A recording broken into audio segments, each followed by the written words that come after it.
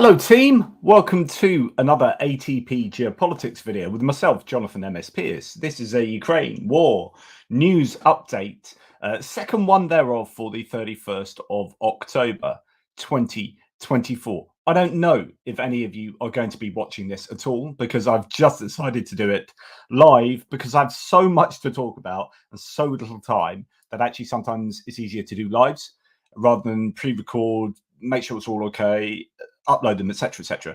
I have to go out and eat curry in a number of hours with a couple of mates. So naturally, I am going to try and get as much as I can done before I go because I've got mapping. I may even do mapping in this update as well. Hey there, y'all. Hello, Johnny Christensen from Langeland in Denmark. So really good to have you guys on board. There's a lot to cover today because there's a lot of military aid news to talk about, a lot of geopolitics, a lot of geopolitical news pieces. Sometimes it happens like that. Some days there's not a lot of military aid news, and other days it's a huge amount. Okay, so let's get to it. We might even have Matt Bishop coming to join us. I have sent him a link, but I don't know if he's got it all the way over in Australia. We shall see. So we are going to talk. I'm going to move my screens and post this over there, and we are going to talk military aid news to begin with. There's only a few of you out there, so obviously not many people have heard I am speaking, because otherwise, right, there'll be like millions, surely. Okay, let's go to all the gazillion tabs I have open, and we're going to talk Ukraine aid. I'm going to go just down there.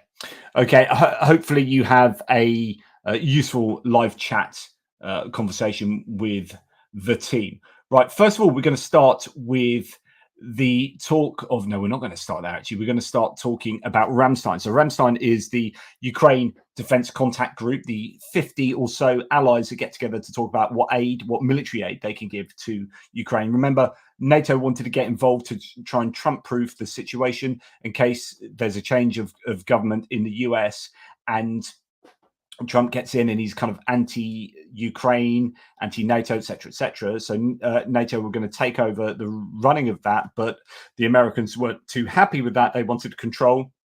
So they maintain, I think, in charge of it. Remember, the last one was due to be a meeting in person with all of the heads of state. Then it was going to be a virtual one, and then it didn't take place because there's a hurricane in the US and Biden couldn't make it to the meeting because of the hurricane.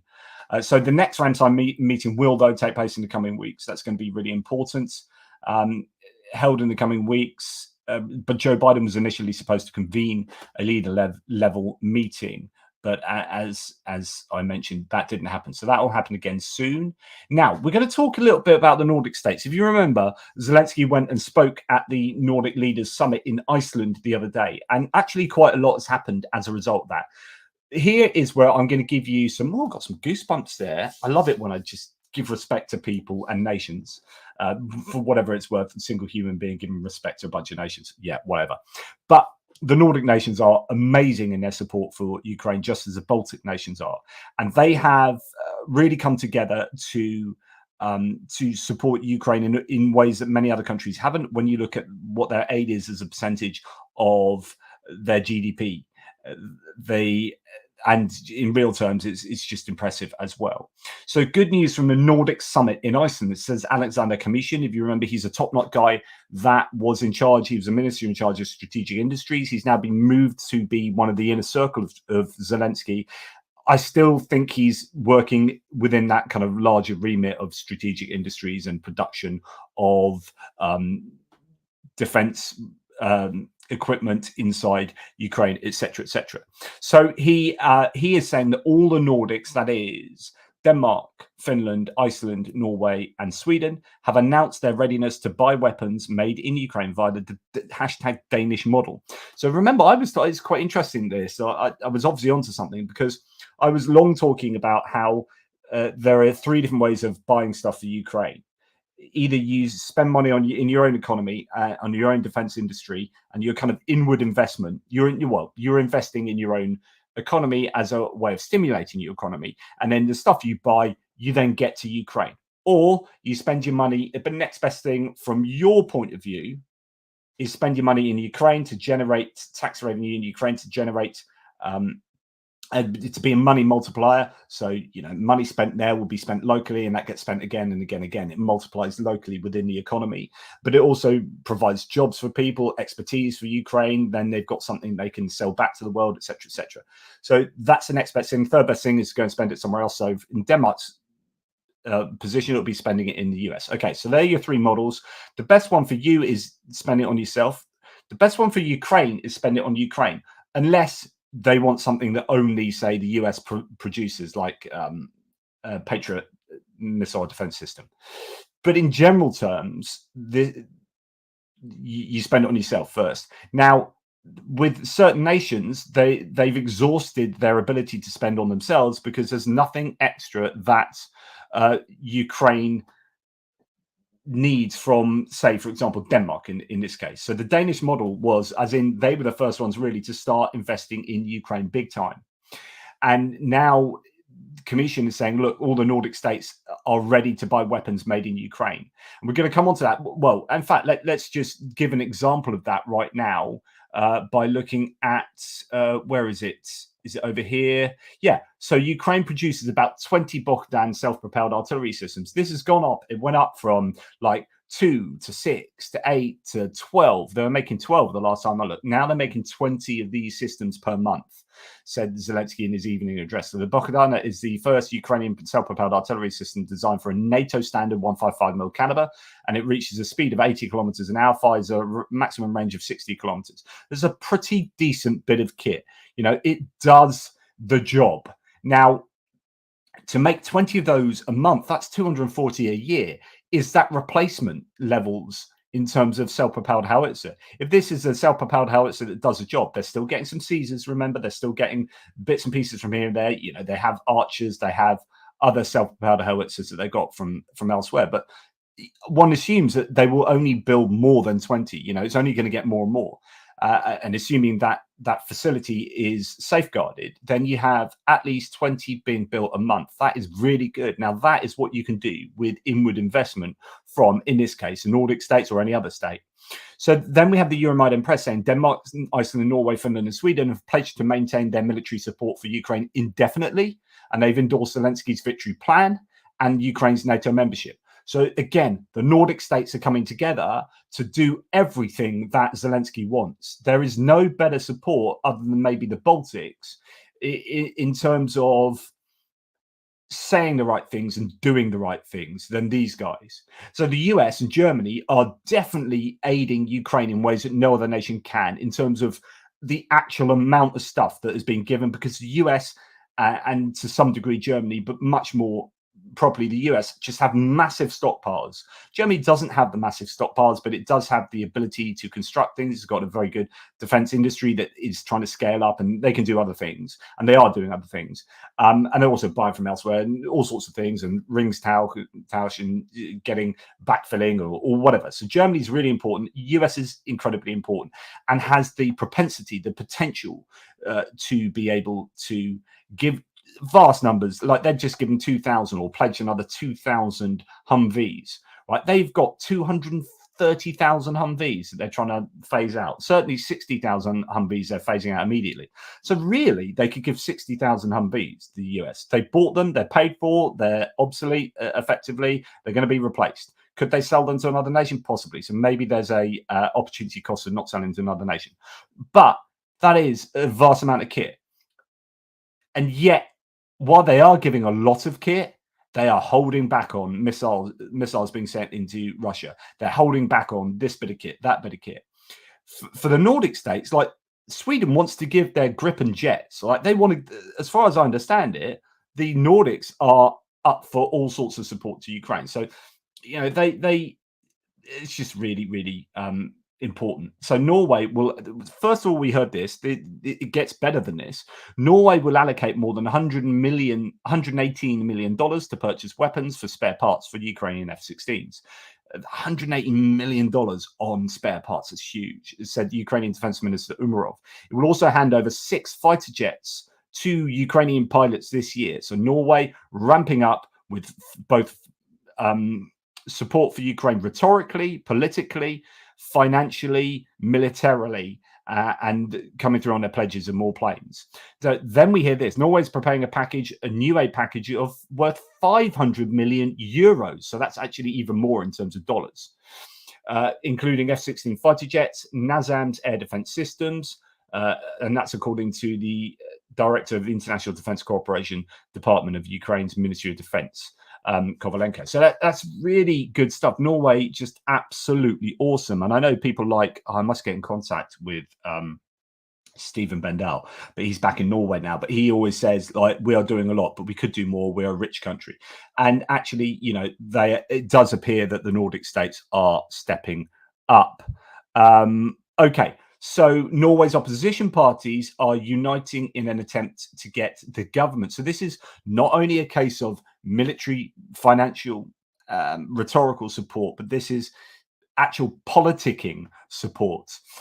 Norway's opposition parties are uniting in an attempt to get the government to massively increase budgeted aid to Ukraine.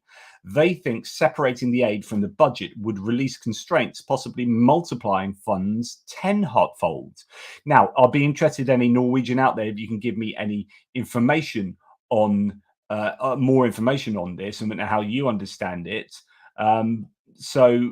Here it is. I haven't read this yet, but yeah, there's some more information on what the Norwegian opposition are seeking to do. But really good news there again from Norway. Now we're moving on to the Baltics. Lithuania has delivered a new military aid package to Ukraine, including generators, ammunition, mortar shells to prepare for the upcoming winter. Since the beginning of the war, Lithuania has provided over 705 million euros in military support, totaling more than 1 billion in overall assistance. And of course, 1 billion for Lithuania. Lithuania is a tiny country. In terms of population, what's Lithuania's population? Lithuania population. So they have 2.8 million. So maybe almost 3 million. So if you were to divide that into the US, you're talking about 100 times that would be 280, and US is what, 350. So over 100. So given it 1 billion, that would be equivalent of, I don't know, maybe 130 billion, 140 billion in US terms from a population point of view. From a GDP point of view, even more so, as a sort of percentage of GDP, etc., etc. So anyway, Lithuania, good stuff. Now, actually, I was a bit premature there because we have something else to talk about concerning the Nordic states here. So this is Nordic countries strengthening their defense at such a pace that it could be said to be a so-called mini NATO.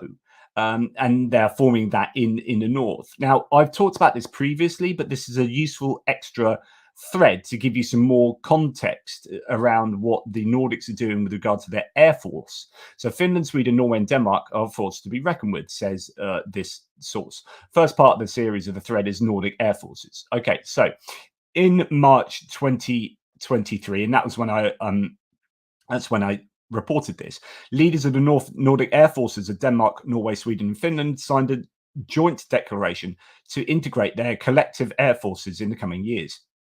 This so-called air commander's intent aims for these forces to eventually operate seamlessly together.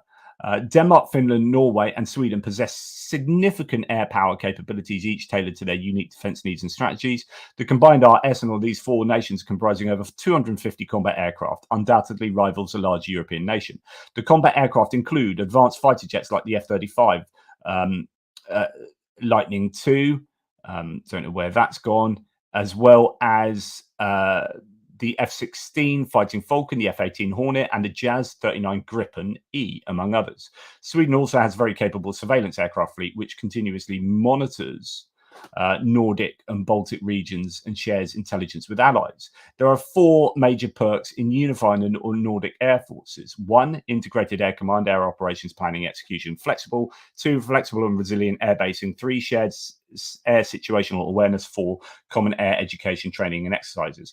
3 of the 4 Nordic countries are completely switching to using 5th generation F-35s in the next few years, and Sweden plans to invest into its own 5th generation low observability fighter jet, so a stealth fighter, the Flyg System 2000, as an alternative to the new F-35.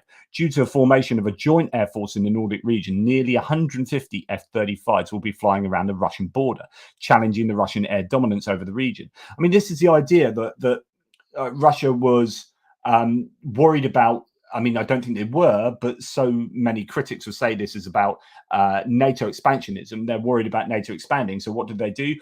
Cause 2 more countries to join NATO, that then expedites a formation of basically a united air force in the Nordic regions, where they got an absolute ton of planes that are easily capable of taking out the Russian planes flying on the Finnish border. Nearly 150 F-35s. Sweden's 90 Gripens will offer the low-cost backbone of the Nordic air forces. Russian military will now need to prepare and gather intelligence on the various weapons carried by the F-35s, the Gripens, the F-18s, and F-16s. This alone presents a dilemma for the Russian forces, as they have to train action against such a combined force of different fighter aircraft. Fascinating stuff there. Hopefully that was of use for you guys as well. Okay, moving on.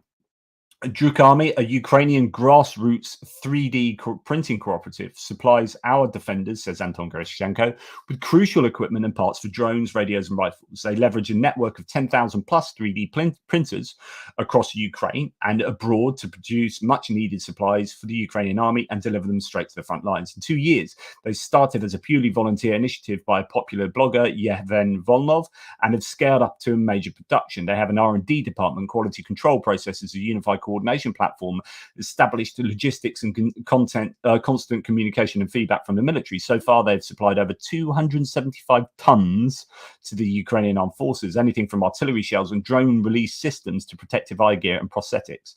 The production at cost is largely covered by volunteer printers themselves. They buy as much special plastic for 3D printing as they can. Some Ukrainian companies and foundations provide funds to cover the printing expenses. This funding model allows Druk Army to supply parts directly to the military for free. There has to be an awful lot to be said for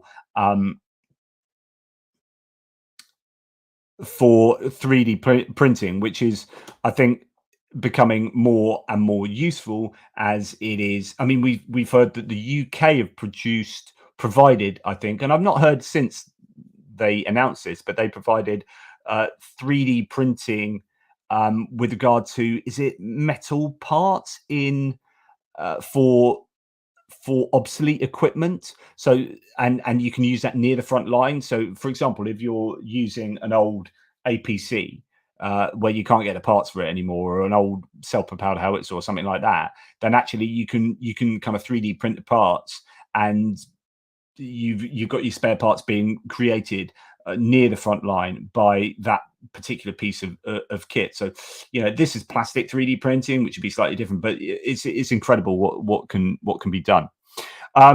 Okay, we have this. I'm going to show you this. You won't be able to hear it because of the way it's set up to stream. I have to do that separately, but this is impressive. It's a shame that you can't hear it because the sound is really impressive. This is basically sort of the Skynet system. This is the Eurocleon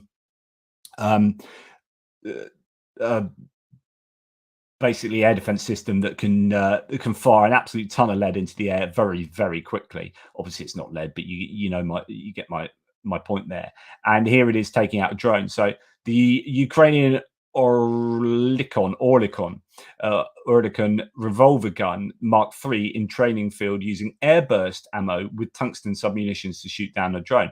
Now that's interesting as well. So if that's an airburst munition, then I presume it's rather like the airburst shells used from artillery, whereby it explodes above the artillery would explode above the ground and spray out tungsten or whatever across this area and causes a much wider damage. It's like a cone downwards rather than often with just an ordinary shell, it's a cone upwards where it kind of lands and explodes in a cone kind of like that. What you want is a cone going downwards to cover a larger area of ground. Well, if you're firing up and they're exploding in the air, kind of like proximity shells, then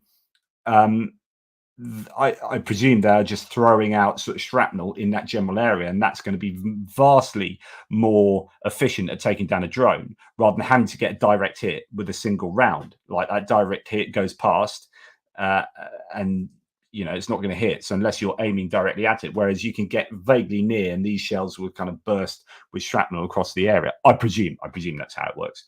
But anyway, really impressive. Colby Badwai here said, I asked just now about additional 155 mil backfilling deals with the United States. So this is, I presume, South Korea, being able to supply the US with shells, and then the US supplies Ukraine with shells. So not directly supporting Ukraine, but indirectly. And the South Korean National Defense Minister said nothing is determined. So possibly that might happen, but it's not yet been decided. Zelensky said that Ukraine has asked Poland to protect a Ukrainian gas storage facility. He had done that from Russian missiles, but they were refused because of NATO. At a meeting with leaders of communities and districts in the Transcarpathian region, Ukrainian President Zelensky said that Ukraine had asked Poland to help protect gas storage facilities in the Styria region area in the Lviv region from Russian air attacks. Quote, we have good neighborly relations with Poland. The people of Poland have supported us. There are different challenges. We have constantly asked them to shoot down missiles that are coming from the direction of Poland. There we have Styria gas storage facilities. The country depends on the gas supply our lives, especially in the winter. According to him, though, Ukraine asked Poland to protect that facility because it does not have the appropriate number of air defense systems. Quote, what Poles shoot down? No, the Poles said they are ready to shoot down if they're not alone in this decision, if NATO supports them, the president said. Allied forces took to the skies shooting down rockets and drones over Israel when the US wanted them to. That's the whole answer, Zelensky emphasized. In other words, this is back to the whole, well, NATO will do it if NATO give us permission, or if it's sanctioned by NATO, because Poland are up for that, and I presume Romania are as well. But I've also heard that Mark Rutte seems to be wanting that as well. So maybe the new Secretary General will enforce a change here. But the problem is that NATO see that as direct involvement, and they're much happier to have direct involvement, or allied countries are much happier to have direct involvement in shooting down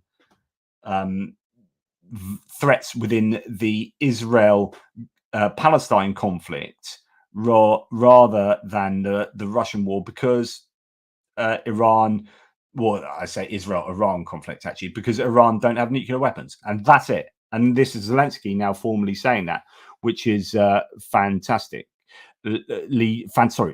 useful, because we often give our theories about why X and Y is happening, but here you've got it straight from the horse's mouth. Yeah, they're not helping us because, well, they help them in Iran, and the only reason they aren't helping us, one presumes, there is the nuclear escalation issue. Right, Zelensky again has reiterated Ukraine's interest in receiving MiG-29. So this is from Poland, fighter jets from Poland during a meeting with local leaders. Now, I'd heard recently that these are going to be coming, but I don't know. I'm not quite sure what's going on here. So Zelensky mentioned a NATO arrangement that would establish a policing mission for Poland, similar to Baltic countries with their own fighter jets. However, he noted that despite the agreement, Poland has not transferred the aircraft due to other new reasons. So they might not get these MiG-29s, and those reasons are other reasons that we don't know. So something funky is going on there. Right, we're going to move on. We're still in the military aid, but I've separated it out for tab space reasons, to France, Germany, and Great Britain. So we have news here. French aid to Ukraine, reporting from Delair Tech, who are a drone manufacturer. Quote, 100 drones will be delivered in early November to France, which will be responsible for transporting them to the Ukrainians. The drone is designed to be used by any infantryman on a battlefield in a matter of minutes without any special training. Interesting. Delair equipment is known to be resistant to Russian jamming systems. In 2023, 150 observation drones were ordered from Delair by the DGA on behalf of Kyiv. Particularly silent, the Ukrainian forces use them to monitor enemy positions. They'll soon be able to target them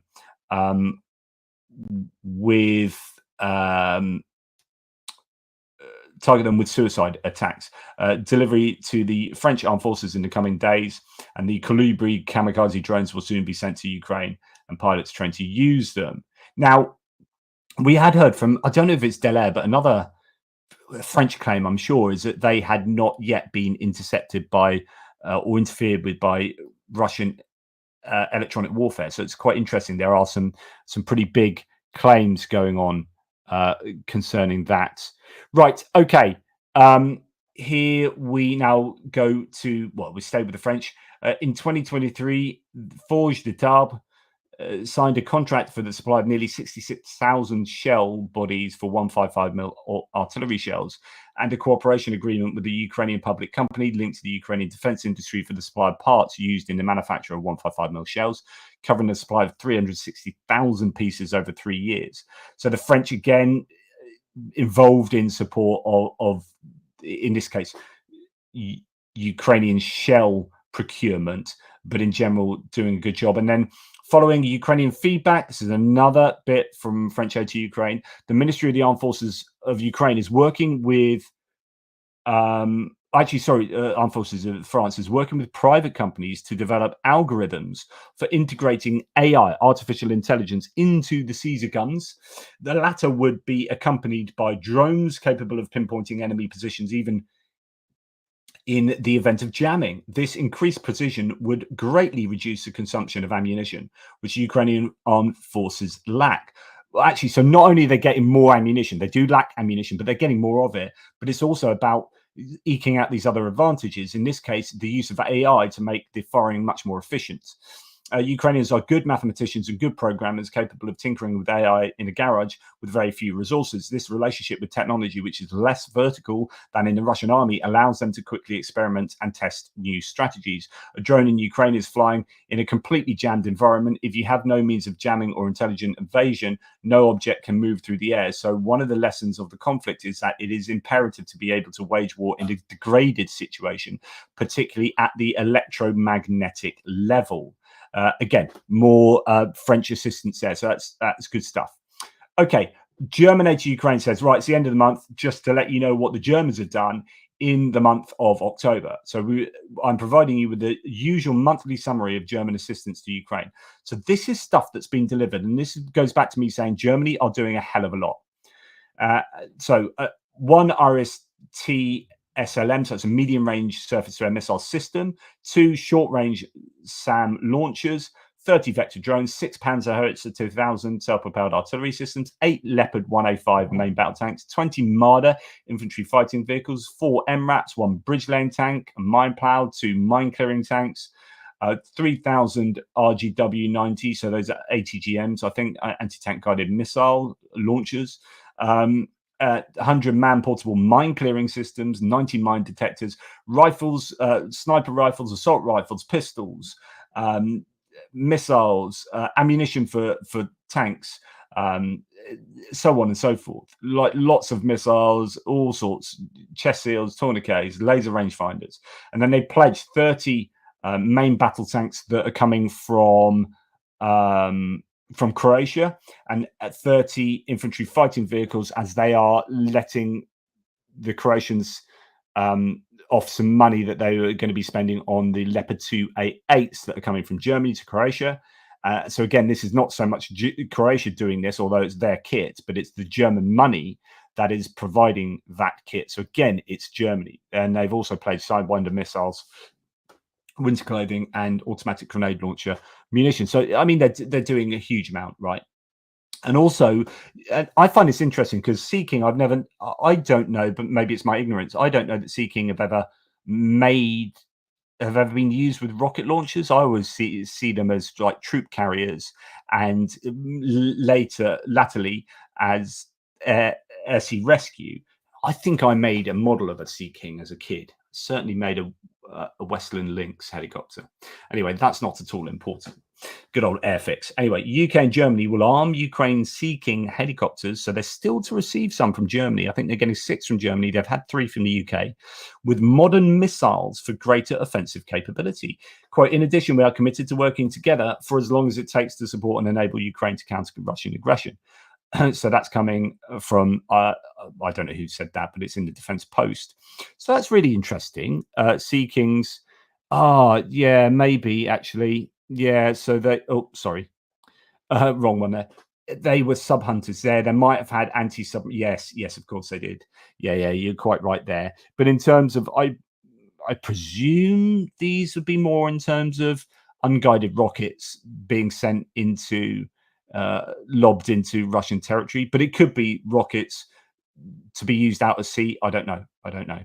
But interesting, nonetheless. Okay, moving on. Where we got to?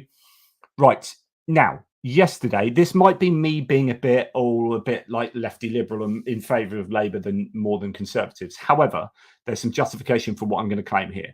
So we had a budget yesterday, and it's really big. The October budget, the autumn budget, where everyone was worried it was going to be really bad because there's no money left in the tank. But actually, I think it was a really good budget. We're releasing quite a lot of money and some clever tax doings.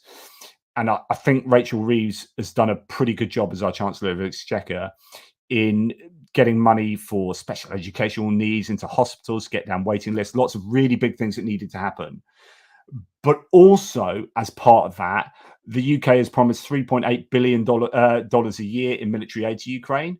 London will provide a guaranteed military support of £3 billion, so $3.8 billion per year for as long as it takes, according to Rachel Reeves, the Chancellor of the Exchequer.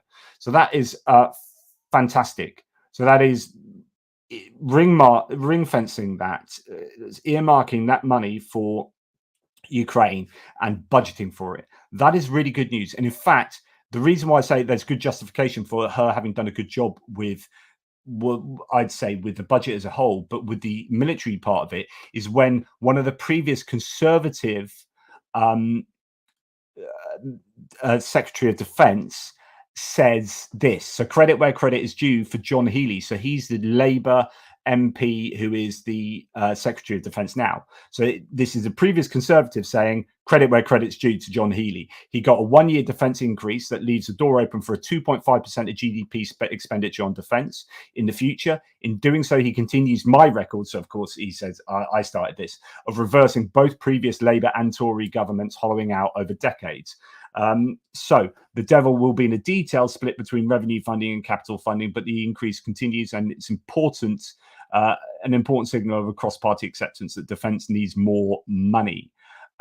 Well, we need to make sure this figure doesn't include the £3 billion for Ukraine. Otherwise, it is in fact a cut to the core budget. So that's going to be interesting. So the good news of the expenditure there, does that come out in the military budget? And if it does, then that's an issue for the British military. So possibly something, a little caveat there. And Ben Wallace here says as well, Slava Ukraini, we must never let Putin win and never stop supporting those brave men and women fighting to defend their country and us. As North Korean troops prepare to aid Russia, we need to wake up and realize that it's a real axis of evil and it threatens us all. I totally agree with this so far. Will the budget give defense the tools to do the job to support our allies? I doubt it. Labour had a choice. They chose to spend the money on other priorities. So he's actually now going back on his word a little bit. Some may say good, but I say conflict is coming to the West and we need to be ready to stand up for our values. Here's the problem. Here's the problem with any government at the moment. Like, we had a Labour government that came in and said, right, we have got really big issues with waiting lists, like 2-year waiting lists in some part of the UK for surgeries or for treatment. 2-year waiting list is absolutely unacceptable. Now, we've got a finite amount of money. We also recognize that Russia is a real threat, and it's this balancing act. But like, we could spend all our money on Russia, and then everyone in the country is going to be without medical support and education, and you know, we've got school buildings falling down because there's underfunding within school buildings. Like, I could bore you about the underfunding of education. When I was in education, when I started in education, it was during the Labour years in back in the 2000s. And it was brilliant. Like, Labour threw money at education because it was education. That was what got them, you know, that was their big thing. 3 words: education. So to work in that environment, it was brilliant. There was loads of money and it was well spent as well. There was, I think, there were really good initiatives and blah, blah, blah. And then from 2010 onwards, money just went out of education. We're just perennially out of money. So then when Labour get back in, it's like, right, let's put some money back into education. Okay, brilliant. Which is great if you're in education, But then if you're thinking, well, what about the threat that Russia is posing to the UK, to Europe? And this is the tension every country is going to have in terms of if we don't sort out our own population, we're not going to get voted back in. But if we don't sort out Russia, we're all going to die. Not quite that serious, but you get the point. And there's no answer to this. It's like there's a sweet spot somewhere, and you have to work it out. And I don't know what the result is, but it's good at least that, from my point of view, there is money doing this other stuff, and there is money ring fenced for Ukraine. So in my eyes, I think that's pretty decent, all things considered, because we were expecting there to be no money and massive tax rises, right? So that's what all the media was talking about. And there was a bit of like narrative priming as well. But anyway, Ben Wallace is obviously advocating for spending more on defense. Some say it's good, but I say conflict is coming to the West and we need to be ready to stand up for our values. Yes. An ill-equipped armed force hollow and without enablers ends up in snatched Land Rovers. I fought and got $32 billion pounds extra for defense on my watch. We need a continued rise through to 2030 to achieve all we set out in the Defence Command Papers. So we raised money for snatched Land Rovers to go to Ukraine. But of course, you don't put a snatched Land Rover. They found that out in Iraq. You need a MRAP. You need a mine-resistant ambush protection vehicle. So we need to put loads of money into that. So that's his point, making that point. Tomorrow is the budget. Remember, it's all about, so he said this before the budget, right? Interesting. Sorry about this. So he said, yeah, we need to do X, Y, and Z, and then the budget's come out, and actually he said, pretty good job, but it depends whether this money is going to be spent on Ukraine is coming out of the MOD budget. Now, I'm going to refer you to a UK MP again. So this is a bit of UK stuff here, but it's absolutely about Russia. So Mike Martin here says there's a lot going on in the news at the moment, but there's a story that is constantly being underreported. Russia. Okay, and in the UK, we have to recognize that Russia and her actions are the number one strategic threat that we face. This is really good to hear an MP say this. He's an MP of Tunbridge Wells, and therefore, I presume, is Conservative. You wouldn't know this from the House of Commons, where a lot more time is spent debating the Middle East, which, although it is important, is another order of magnitude less important to the UK in strategic terms than the Russia story. Now, this is totally my opinion, and I do get annoyed when people like harangue me for concentrating so much on Ukraine and not enough on Israel, Palestine, Middle East, blah, blah, blah. It's like, that's because it is geopolitically much less important than Ukraine and Russia. You've heard me talk about this before. Like Russia and Ukraine is everything. It connects everything. It connects China and Iran and North Korea to the world. It's hydrocarbons, it's energy, it's lithium, it's natural resources, it's grain, it's food, it's you can then map that across to supplying arms and intelligence to the Houthis, which is then affecting the Red Sea trade, et cetera, et cetera. This is OPEC. This is picking sides. This is OPEC Plus. This is a global South. All of it is about the Ukraine-Russia war. That's the epicenter of all of this geopolitical web that we see. And I think the Middle East conflict is as horrible as it is, and as important as it still is. I'm not saying it's not important. It's just not as important as the Russia conflict, and I will absolutely stand by that claim. So I completely agree with him here. Now, the war in Ukraine is the center of the Russian story, which is exactly what I was just saying there. And he's drawn his own little map there.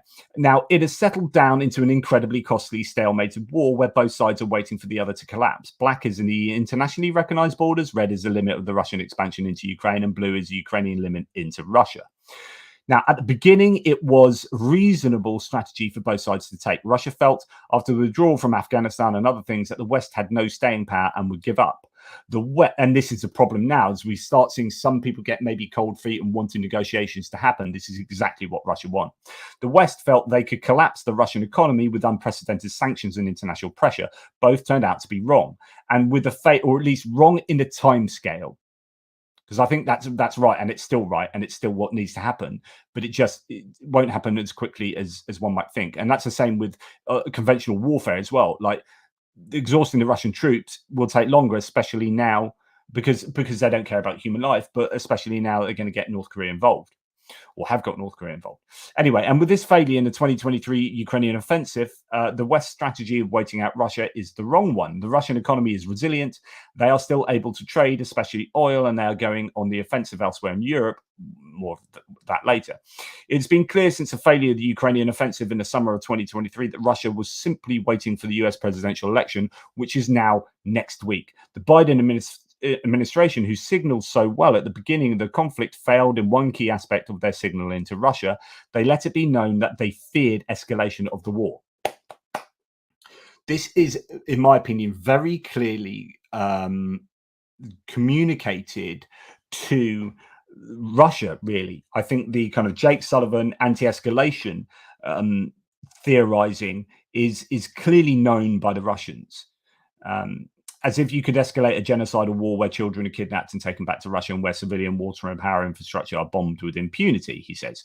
This is a key problem when you have people making decisions about war who do not have a deep experience of them. They fail to understand the psychology that underpins them. Yet whilst the Biden administration has failed to get the signaling right, Europe has failed to step up to the moment. Somewhat disagree. I think Europe is stepping up, but these things take a long time. And also Europe is fractured in terms of AfD, Fidesz, Rassemblement National, all these different pro-Putin elements within Europe. Anyway, it took 6 months to lay the UK orders for increased munitions after February 2022 invasion. This is a dereliction of duty. It's a complete farce. So yeah, things needed to happen quicker and they didn't. Yeah. So let's lay this out as clearly as we possibly can. The West and the UK, it is a strategic inflection point. Look at this. 1, Russian invasion of Ukraine, he says, and it lists these things. 2, Russia throwing elections in Georgia. 3, Russia interfering in Moldova and the referendum there. 4, Wagner in Sudan and Central African Republic. 5, Wagner in Mali and the wider Sahel region. 6, Russian submarine and naval activity off the west coast of Ireland and the Iceland Gap, something I have not reported on a lot, although I was knowledgeable that the Irish were very much worried about Russian submarine activity over there. 7, Russia in Syria. And I ran out of space on the map. Don't forget Wagner in Libya and a whole host of Russian undercover subversion in European states. This is Europe's time. Whatever the results of the US presidential election, Europe needs to step up and start rolling back Russian activity in the European periphery.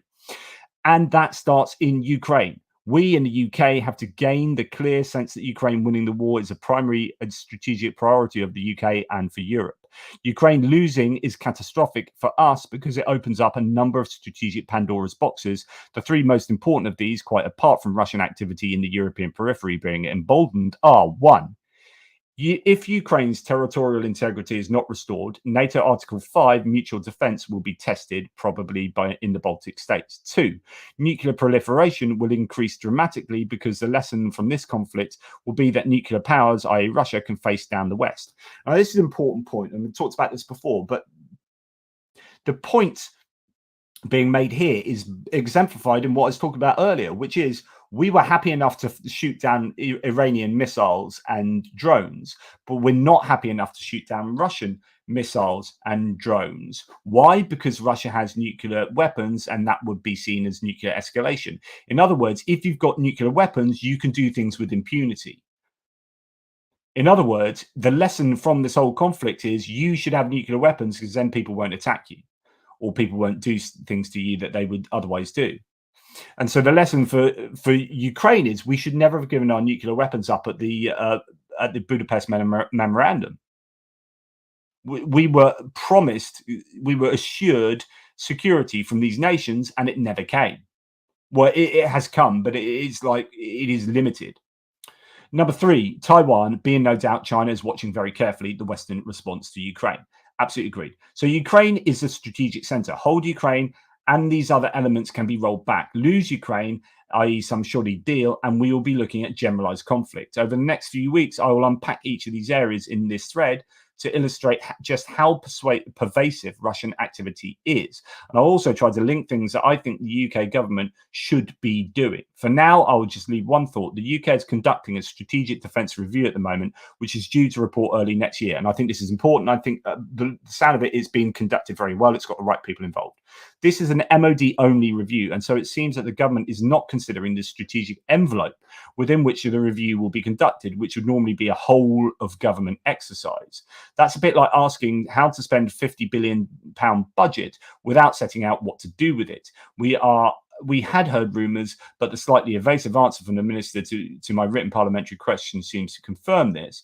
Without deciding first on strategy or even goals, a strategic defence review will end up being a Treasury-led cost-cutting exercise where the services fight each other for prized programmes. Exactly what is not needed now. Anyway, I thought it was an interesting thread, but I don't know that that is definitely what's going to happen with the strategic defence review. But it's right. All countries, in a sense, and I talked about this with the EU, right? You can't do politics without doing military, really. You can't do economics without doing military. And so therefore it's a natural progression of the political union that the European Union is to start thinking about how Europe does military, because that requires spending, and also it requires having military in your strategic overview of where you're taking, in this case, the EU. What you're doing with the UK or any country, whatever country you live in, will be, it will concern ideas of geopolitics, and then it's the interrelationship, that intersectionality, if you like, of, to use a trigger word, of the economy, of politics, of and trade, etc., and the military. We need to be strategizing holistically. And I guess his point there is, you need to be setting out your governmental strategizing about, what our places in the world, in Europe, and that needs to be fully taking into account Russia and what's going on in Ukraine. And then that will inform your defense strategy that you are generating. Anyway, now moving on. Right. We are moving on to Russia now. Ukraine has convened the UN Security Council because of Russia's deployment of North Korean troops, according to the permanent representative Sergei. Lots of Y's and S's and T's, and I can't pronounce that now. The UN Security Council meeting of the deployment the UN Security Council meeting on the deployment of North Korean troops in Russia will be held yesterday. So that's actually been held after 22:15 Kyiv time. So that would have been in the middle of last night. I don't know the outcome of that. But of course, Russia sits on the Security Council, and that is itself deeply, deeply problematic, to say the least. House Intelligence Committee Chairman, Representative Mike Turner, tells the Atlantic Council that if North Korean troops enter Ukrainian territory, the US and NATO should consider direct military intervention against those North Korean forces. So that's a Republican rightfully saying, look, this is really serious, and what are we doing about it? There's been an awful lot of silence concerning the Western, European, American response to North Korean troops in Russia, and thus, looking at going into Ukraine. Now, Lloyd Austin has said the possible participation of the North Korea in Russia's war against Ukraine can lead to new forms of support for Kyiv from the West. This is interesting. Very vague, of course, which is fine. Like you want a strategic ambiguity. It's the use of the word "can" that annoys me a bit here. So he should have said, this is a red line. Effectively, he's saying, instead of saying this is a red line, he's saying this is a possible red line. You don't say that. You say this is a red line. So you say so instead of the possible participation, you say it should be the participation of North Koreans in Russia's war against Ukraine will lead to new forms of support for Kyiv from the West. Otherwise, there's no point in saying that at all. There's no point saying there might be a threat. We might threaten you. You say, no, red line, this will lead to that. And if you do that, this is going to happen. You mentioned my comments about the potential expansion of the war. Yes, it can spur others to action, different kinds of action, but I won't speculate on exactly what might happen instead of what will happen. There are a number of options for what could happen. Which is okay, strategic ambiguity, but you can still be ambiguous, but also guarantee there will be a response. I won't tell you what the response is, but there will be a response. 3 generals have arrived in Russia together with the North Korean soldiers. So I reported this morning about the numbers of troops and the officers, but now we're hearing 3 generals have gone over to Russia, as according to Reuters, with reference to Ukrainian authorities. The publication writes that Kim Jong-un's crony, the head of Special Forces Kim Yong-bok, deputy chief of the DPRK General Staff, and the commander of the Intelligence Bureau have arrived in Russia. This is serious. I personally don't think there's enough medals on these guys. It is pretty incredible. In fact, I don't think those are medals. I think that's armor. I think they're using some kind of sheet mail art, some kind of armor. I don't know, but I'm pretty sure what that is. Another Russian anti-drone net launcher called Tiger has been released. This one is for carrying by Mavic drones. With a 3.6 meter diameter net, its only prey is Ukrainian Mavics. These devices are effective, as seen in the video. I've shown you some of these before, and I think Russia have the advantage, at least from what I've seen, in this kind of technology. This is good stuff from the Russians there. What the Ukrainians generally do is take out drones with other drones, like slamming into them. This is almost certainly a cheaper alternative to that, and you don't use your drone, right? That's why it's cheaper. So the Russians doing seemingly a good job there. Now, I think this is a major problem, a major bit of news. And correct me if you think I am wrong. China has sanctioned the US drone manufacturer Skydio, a key supplier for Ukraine, blocking critical components and batteries. Skydio is now scrambling for alternative suppliers amid the supply chain crisis, per the Financial Times. Now, some people are saying this is an economic thing, like they're protecting their own industry, but of course, this is sanctioning. Others are saying this isn't just about protecting their drone industry in China. This is about helping Ukraine. This is about this is arguably Russia doing counter sanctions. And if they're going to go down that route, then we start getting into a trade war with China.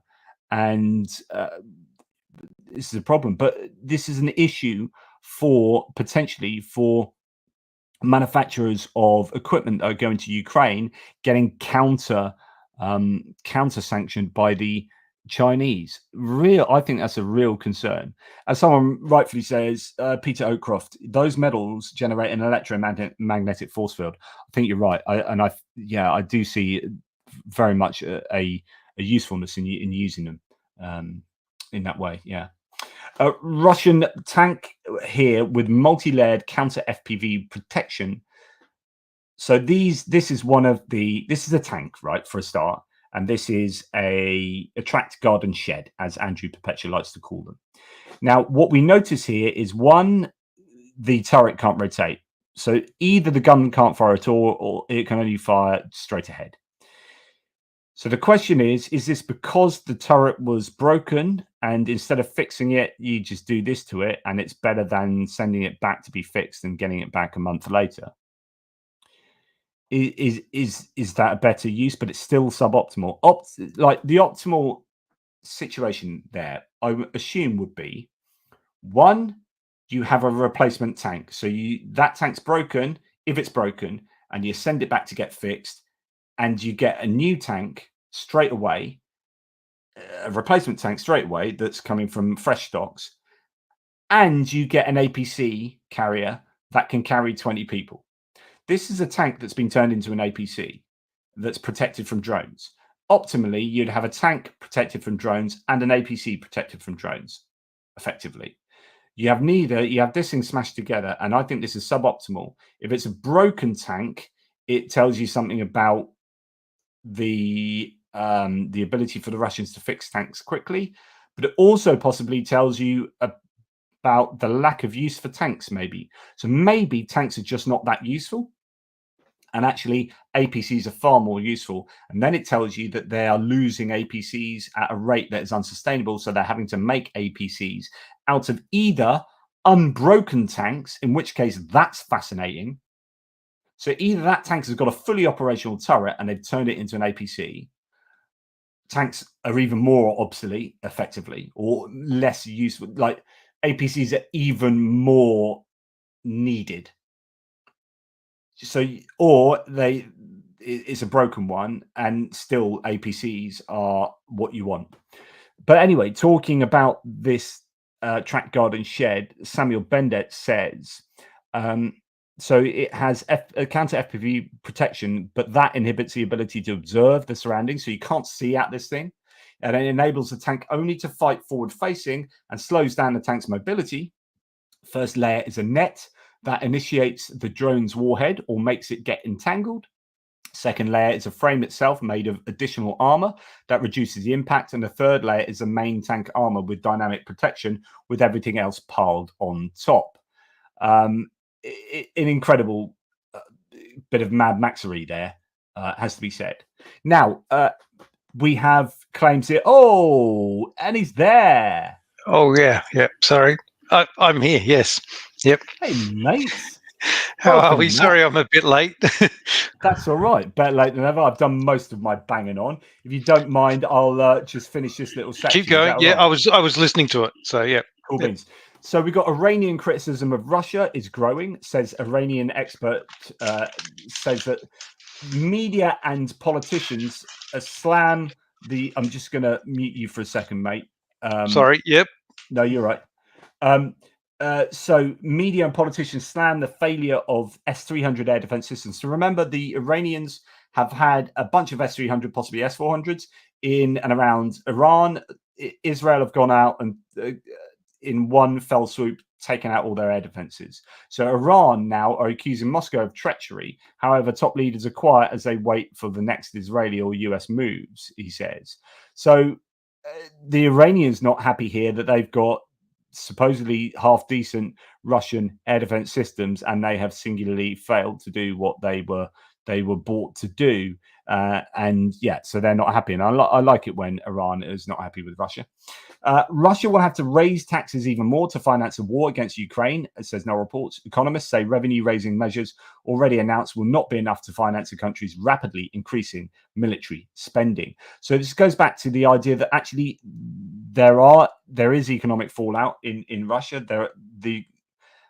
The sanctions are working and they are absolutely necessary.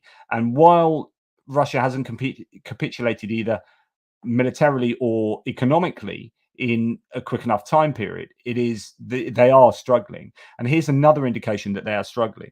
So sanctioned LNG ships gather off the Russian coast as buyers withdraw.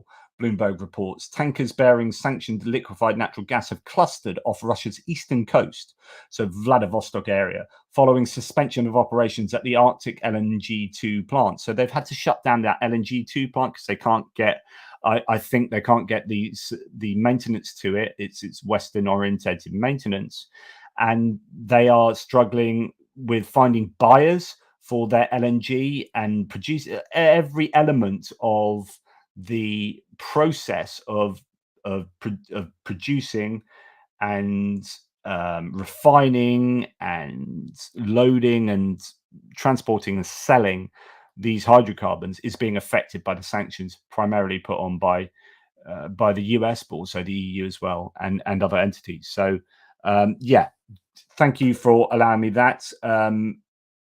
Matt, I will unmute you. Sorry about that. Yeah, so how are you, mate? How are things? Good enough. It's been a tough, we've had a tough month or two here. Just, news from back in Ukraine hasn't always been the best. So, yeah. It's Yeah, Kharkiv is particularly getting hammered at the moment, and as I showed this morning in my video, my hits and losses video, that building, 6 floors of it just getting taken out, just guided glide bomb. They're just doing that kind of activity with impunity and without a care for human life. It's disgusting. yeah, it's day in day out, and we're just getting messages, about people that we know uh, passing away, and it's hard. Yeah, Not gonna lie, you're sitting over here in safety, and it's almost like you feel like you're just chalking people off, and yeah, yeah, it's depressing. So yeah, yeah, yeah.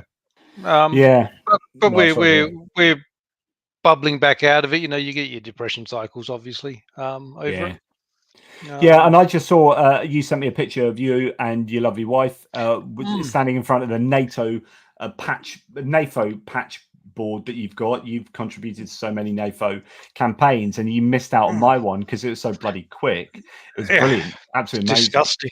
I'm Yeah, I'm, I'm actually gonna I'm gonna email the guys up at NAFO and see if they can send me one of your patches just for the hell of it. So yeah. you do that, but I'll send you one. I should be getting a bunch, so I'm more than happy to send you one, mate. No, Um, so yeah. So I yeah, think I think we're up to oh god, what is it, like 20 patches or something on that display now? that's incredible, So absolutely incredible. it's been What a been a legend. while. So Yeah, yeah. Yeah, we good feel stuff. good about it anyway. So Yeah, yeah. Awesome. Well, I'm going to go back into a bit of the hmm geopolitics. hmm Get it all. I'm just going to bosh through it today, if you don't mind. Um, I will be running out of words soon, and voice. I'm amazed my vocal cords are not just ruined from millions and millions of words spoken to you guys. But there you go. Um, French aid to Ukraine says France has summoned North Korea's general delegate to Paris on the 28th. I haven't heard anything since then, though, to send him firm messages after acknowledging the confirmation of the presence of North Korean troops in Russia. Uh, they believe that the quote presence of North Korean troops in Russia and possibly in Ukraine in the theater of operations would be a new escalation by North Korea. The presence of North Korean troops is a threat to the quote security of Europe and an internationalization of the conflict. France condemns the deployment of North Korean troops. Good stuff. I hope that translates into actual tangible action in the same way I do from the US. And I think there's too much vagueness and too much could and might and possible rather than setting out very clear red lines for the Russians. I sorry to repeat myself all the time, guys, but I just think we've missed a trick in setting the red lines out for the Russians and just always dancing to their tune when they set out these red lines that they actually don't set out. We imagine the red lines that Russia uh, we think that's a Russian red line, and then we make it one. We construct it into existence through our imaginings, and then we dare not step over it. It's completely created in the Western mindset. And we should be the ones saying, no, Russia, if you allow North Korean troops, then we will allow Ukraine to strike deep into Russia. And it's just so simple. And then if they do use North Korean troops, then it's on them. They're the ones that have escalated. They're the ones that have incurred those consequences, rather than being afraid to do those consequences because you're afraid of the Russian red lines. It just really frustrates me. I don't know what you think about that. don't ask, JP. Yeah, yeah, Well, I can read off a comment from chat saying, also known as cowardice. Um, yeah. I'm just sitting here just wondering when we're gonna take it seriously. Like as all Mm. these countries around the world, when we're gonna take it seriously that this is a massive threat. Say North Korean troops deploying, Russia's in there. People are saying that there's problems with China, but I don't know. Um, Come on, guys! You got three of the major evil countries in the world. Get your act together.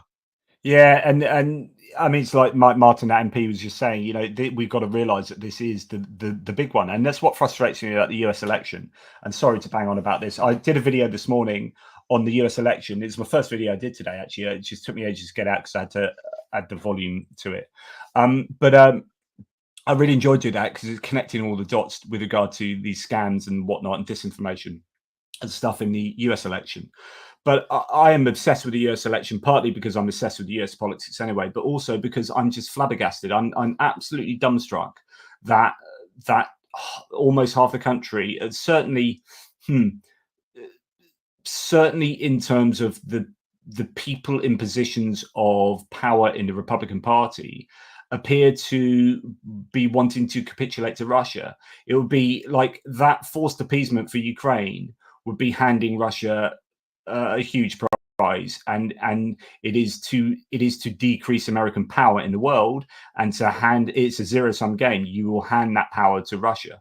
So that power vacuum, when you isolate yourself from the rest of the world because you think this is a European problem, it's not our problem, and not understanding that your place at the top of the hegemonic ladder, US, is something you have to pay for because you get rewards for being at the top of the ladder. Everyone's operating in the US in dollars and international trade, currency of trade. You are reaping the rewards of being at the top of that ladder, but you have to pay for that. You've got to speculate to accumulate, and the return on investment is I think self-evidently good there, but to stay there you can't operate an isolationist agenda, because you will then just give up that place at the top of the ladder and hand it to China and by extension Russia. And so it's this lack of understanding that there's no such thing as a free lunch in international politics, and every dollar that the US spends with Ukraine and internationally is for the furtherance of their objectives. It's not just wasted money on international jaunts and like moral policing. That's not what it's about. It's not what they do. Anyway, sorry, I'm ranting. Over to you. No, but I was just going to say, look, we're English. When have we Mm, needed a good excuse to go to war? Why aren't we throwing up? I mean, there's reasons. Like, you've got your reasons, I've got my reasons, but the country of England, we go to war. That's what we've done for centuries. Why are yeah. we stopping now? Yeah, Well, so yeah, and so we go to war for strategic reasons. There's we go to war for generally, any although, reason. well, no, yeah, I was speaking If to my so, mate. if someone put France on Russia, we'd be there. You know. Yeah, I don't know. I don't know. I was speaking to my mates the other night at the pub. We went to the pub and we put the world to rights.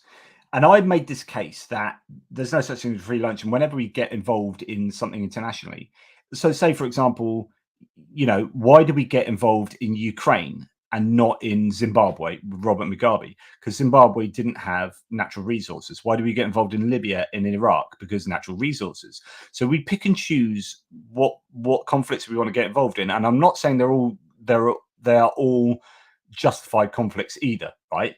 But what I am saying is we get involved with them for strategic reasons and not for moral Yeah. reasons generally. And so when we have traditionally been policing the Red Sea and the Somali pirates, that is because when you look at the government website, the reason we have an armed force is to further our national interests, and our national interests are interests of trade, and to protect our trade and global trade by extension, we need to be making sure Somali pirates aren't stopping the traffic going through the Red Sea. Now that's turned into Houthi rebels doing that with Russian missiles or Targeting similar. data. Yeah, and targeting data.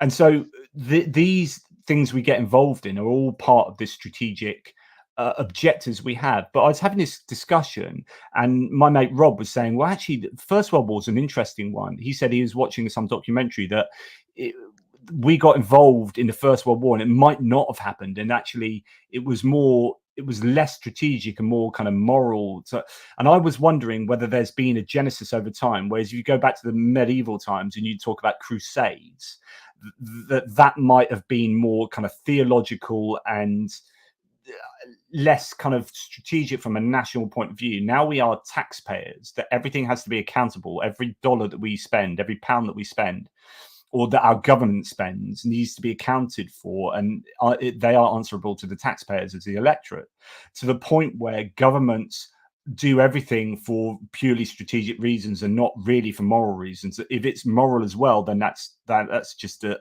lucky coincidence, unless it's something like humanitarian help for an earthquake or something like that. But in general, large involvement of conflicts abroad, everything's going to be strategic. And and so that the US is involved in Ukraine, the people who are naysayers about that don't understand that the only reason they're involved is because it's massively strategically in their best interest to be involved.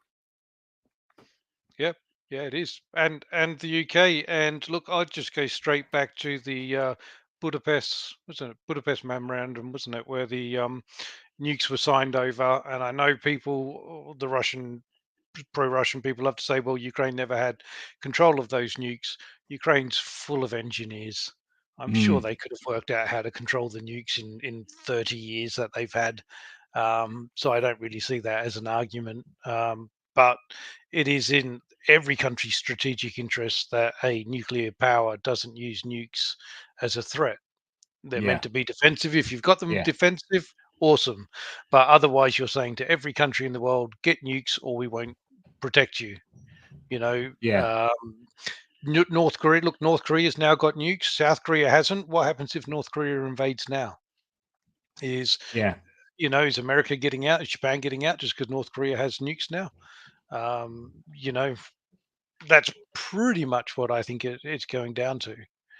Yeah. Um, yeah. Yeah, so absolutely. It's all very worrying. There's a conversation going on in the live chat. So maybe the UK gets involved with where shipping is concerned, because all the insurance companies are in the UK and probably lobby politicians to save their bottom line.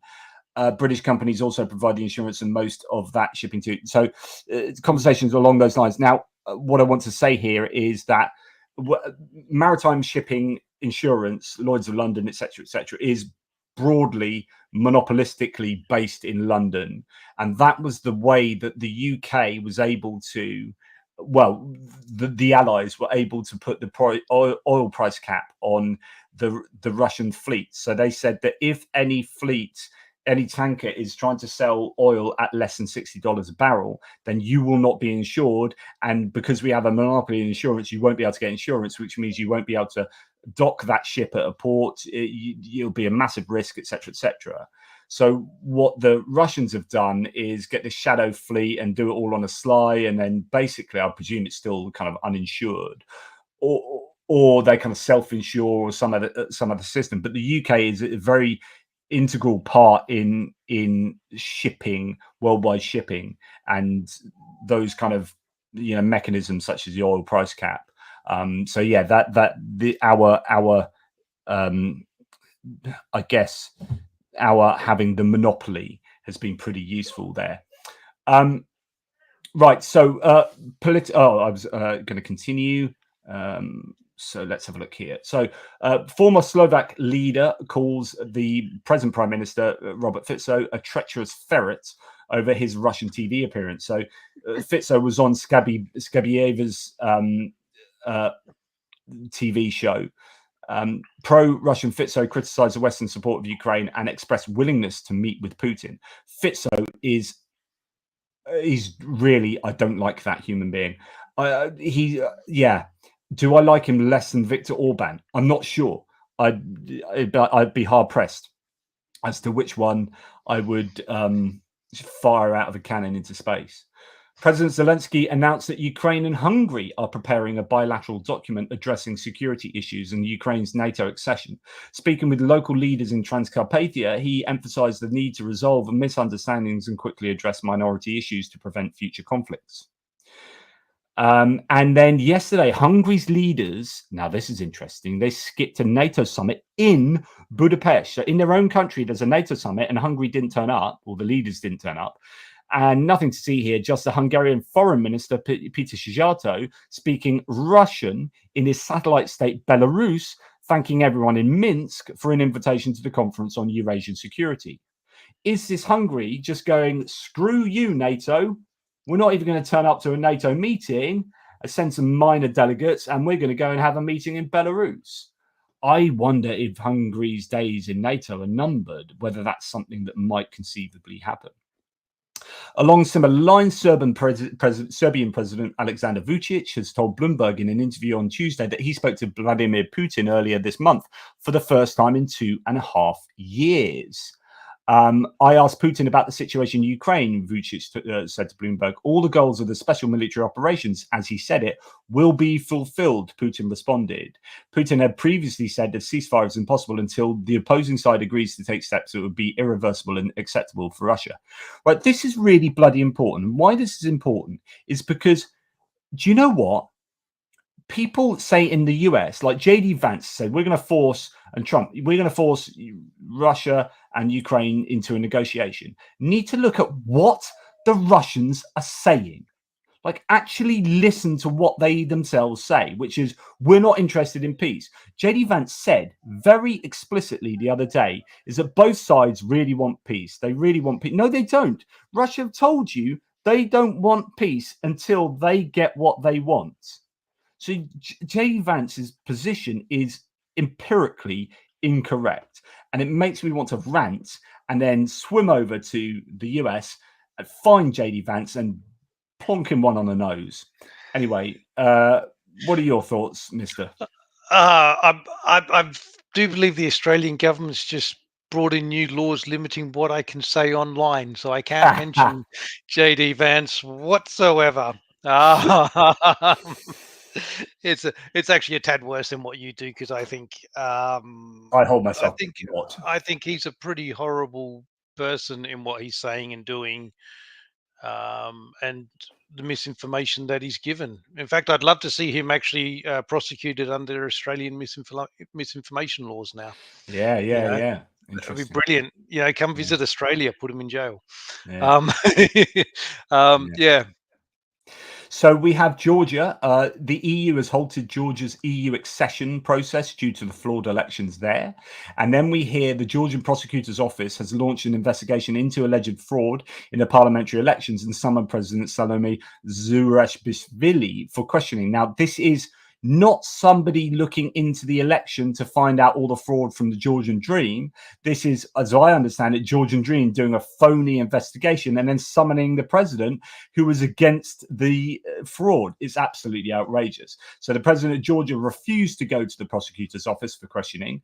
The president of Georgia claimed her summons to the prosecutor's office, quote, strangely coincides with the instructions of Dmitry Medvedev, the Russian. The day before, the deputy head of Russia's Security Council called for Zurabishvili's removal from office and arrest.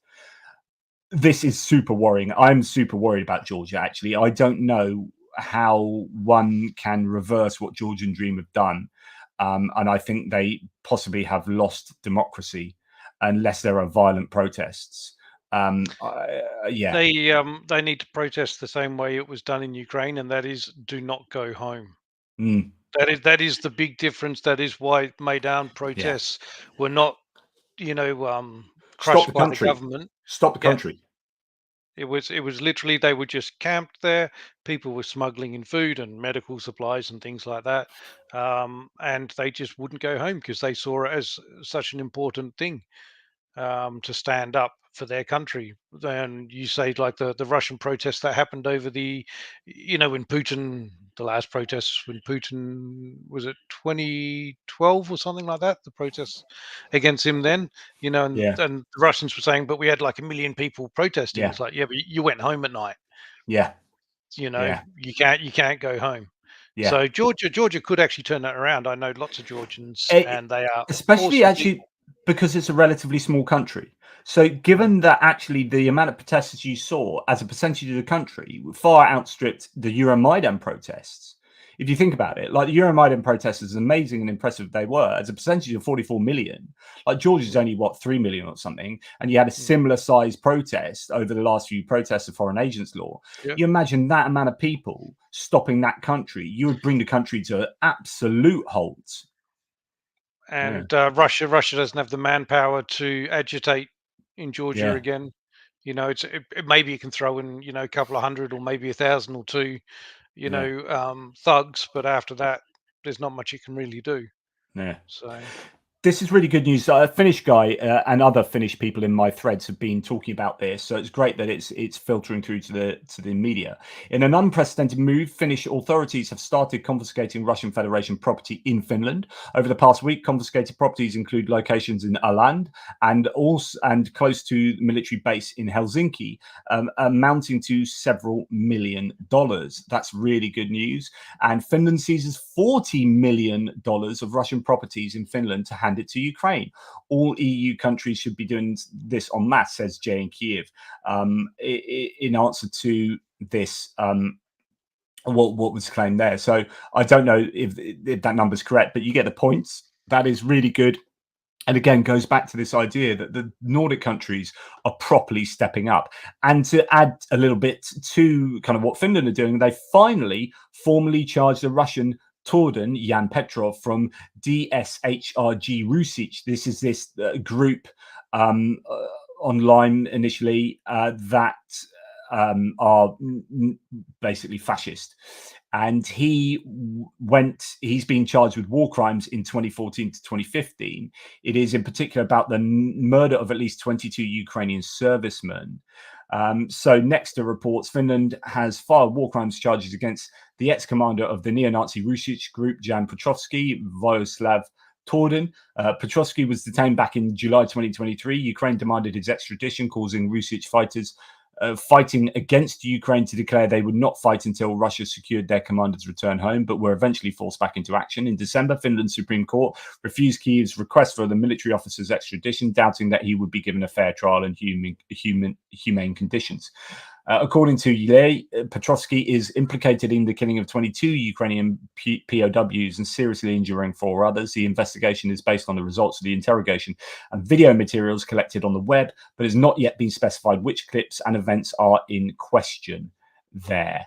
So good news for that. That has been people have been waiting for that to happen. Any thoughts on that? No, I wasn't actually listening to that one. That's Oh, that okay. was the guy who did war crimes against Yeah, Ukrainian. yeah, Oh, yep, POWs. Yeah, Rusic. yep. Yeah, guys. So yeah, all good. The agreement. Beep, beep, beep, beep, beep, beep. Yeah. There you go. Understood. So Ukraine is preparing a 3-point plan for the upcoming second Nikiforov Peace Summit, as announced by Press Secretary Serhiy Nikiforov. The plan will present the outcome of the first summit and aims to garner support from the global South countries. I don't know the details of the second Peace Summit. It's supposed to be including Russia. Who knows what will actually take place? Ukraine could become an EU member by 2029, says Oliver Varghese, European Commissioner for Enlargement. I think that Oliver Varghese has had some impact over my life because I've been enlarging recently and I seriously need to do some exercise because I'm piling on a pound sitting here talking to you guys. So I need a commission for de-enlargement. That's not a word. He emphasized that this is possible if Ukraine implements all the necessary reforms. Good news, because actually most people have intuitively said 2030 is the year that before which it's unlikely that Ukraine can accede to the EU. Excuse me. So I'm sorry that I haven't actually ranted enough for some people. I will try and rant a little bit more. Sorry, John. The United States has imposed new sanctions on 275 people and companies that, among other things, transfer modern technologies to the Russian army.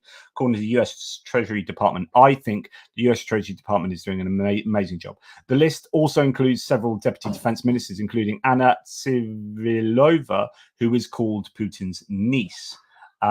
So good news there. And then finally, I wanted to show this one. I'm going to go and find this because this is the UK talking about disinformation. This is David Lammy, our Foreign Secretary, and I just like that. I played you a video in my hits and losses video earlier from the BBC that was talking about disinformation. I think that's super important. So I'm just going to play this one to you with sound in a second. Let's see what he has to say because I haven't seen this, but I assume it's going to be okay. So let's stop the screen and let's present a new one. So I'm just talking you through this as a way of filling. Here we go. So let's see.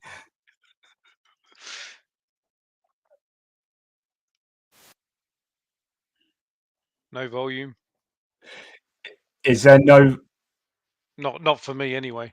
Okay, I will then make sure that that has volume. So stop screen, present, share screen. Make sure I've got a Chrome tab. There we go with volume. This should now work. I do apologize. This is why I have you there, Matt. So otherwise I'll be playing that just unbeknownst to me with no volume. The Kremlin's disinformation. Good. Desperate attempt to undermine our democracy. Putin and his mafia state are trying to poison the world with disinformation, division and disorder in the UK and throughout the world. He's failing, and I'm determined that he will continue to fail, and I'm taking action to ensure that he does. I'm directly exposing the Kremlin's mouthpieces and sanctioning those who clumsily try to spread Putin's lies across the world. They have spewed their bile.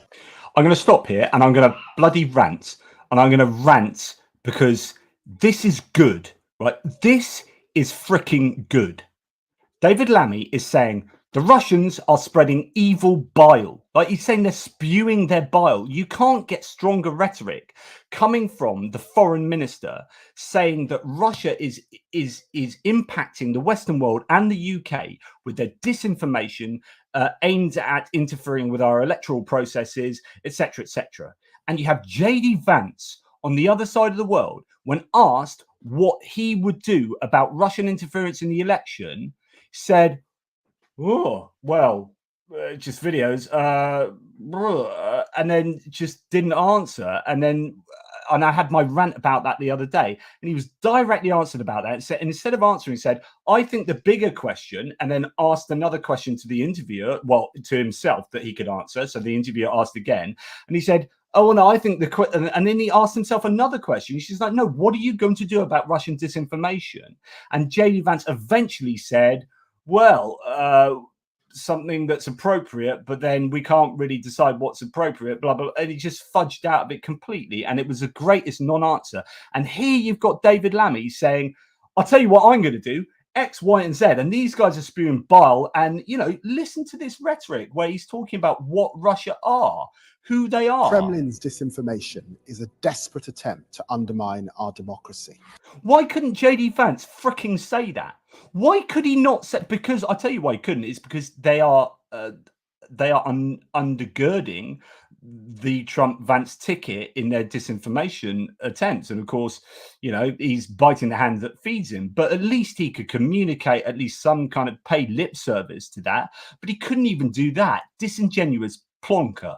Putin and his mafia state are trying to poison the world with disinformation, division and disorder in the UK and throughout the world. He's failing, and I'm determined that he will continue to fail, and I'm taking action to ensure that he does. I'm directly exposing the Kremlin's mouthpieces and sanctioning those who clumsily try to spread Putin's lies across the world.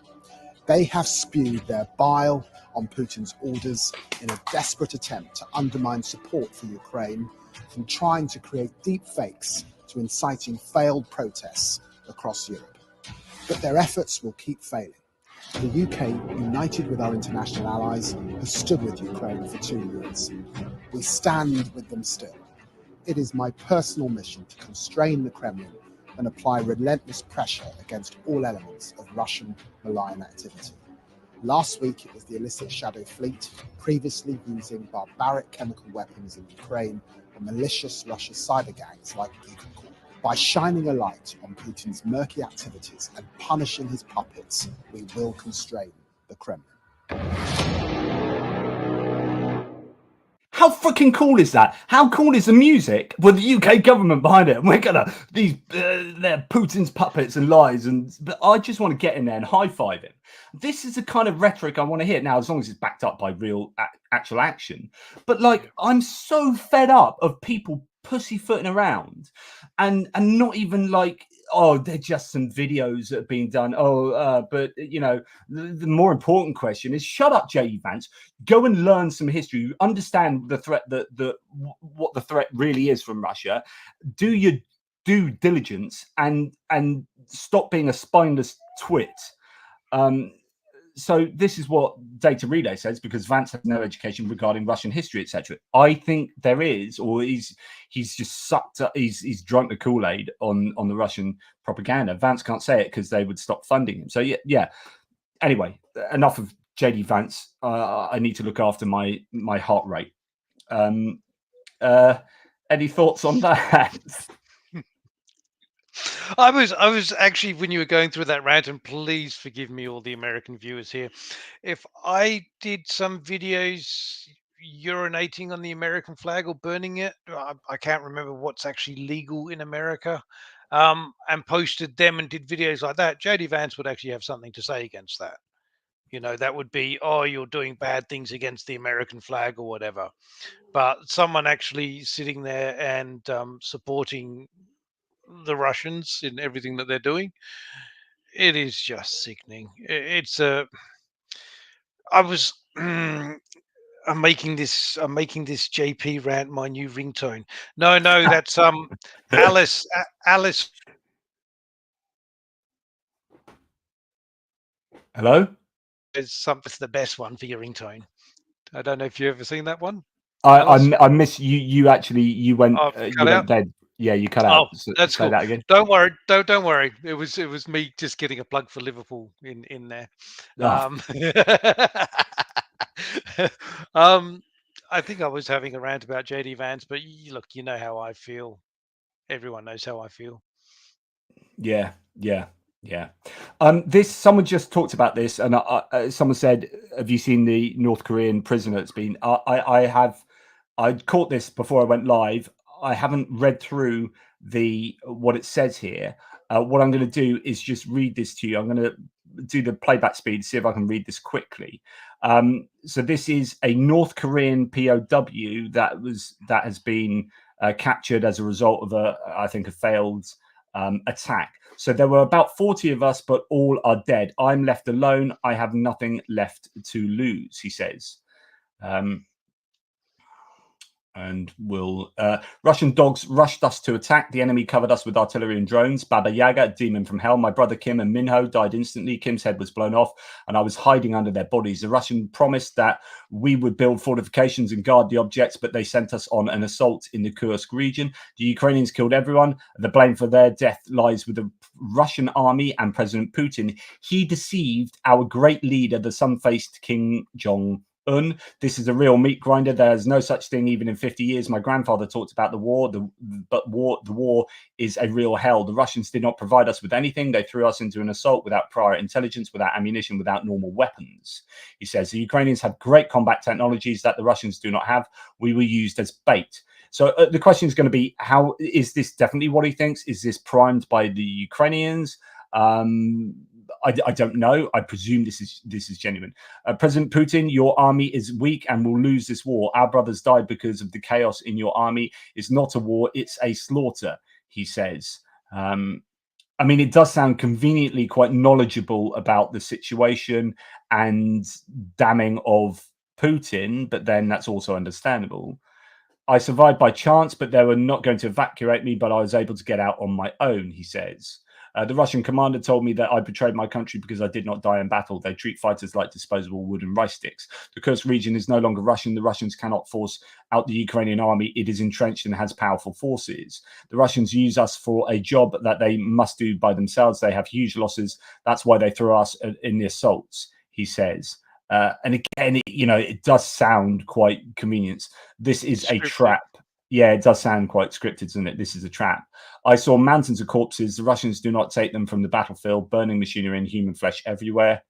The Russians will not win this war. The Ukrainians are already on their territory. This is a military defeat. So I don't know what my thoughts of that. I've not heard that. I knew it was there, but that's the first time I've heard it. Some of that is definitely plausible because we've heard it from Russians themselves. So there are elements of not taking your corpses away, etc., etc. Meat assaults, not having enough equipment, all that stuff is definitely plausible. Whether it's all as true as he says it, I don't know. I was going to say, if you were in that hospital, you'd be terrified because the wallpaper is, pictures of the human body. You're hoping the doctors aren't actually looking at that, going, "All right, now I see how this goes together." Yeah. It's, I mean, yeah. So, yeah, some people saying there are elements that some saying it sounds a bit scripted. So I don't know. I don't know what to make of it personally. But it's too much information for a yeah, I think grunt so. soldier. You know. I think so. Can I just do a couple of thanks, by the way? Not by the way. Can I do a bunch of thanks? Sorry. No. Johnny Christensen, have to walk the dog. See you later. Love from Langeland, and then he came back on, and I was still ranting, so that's good. Excellent stuff there. Thanks, matey. Johnny Nedregard says, if I can get that notification out of the way, says Slava Ukraini. Thank you, Johnny. Really appreciate that and your Norwegian love. Richard Bennett, always a pleasure, never a chore. Richard, thank you. Gifting 5 ATP Geopolitics memberships. Really appreciate that. Mr. Lion Dust gifting an ATP Geopolitics membership. Thank you, Mr. Lion Dust. And James Cowley gifting a 5 ATP Geopolitics memberships. Thank you, my man. Really appreciate that. Kid Rock 966, $20.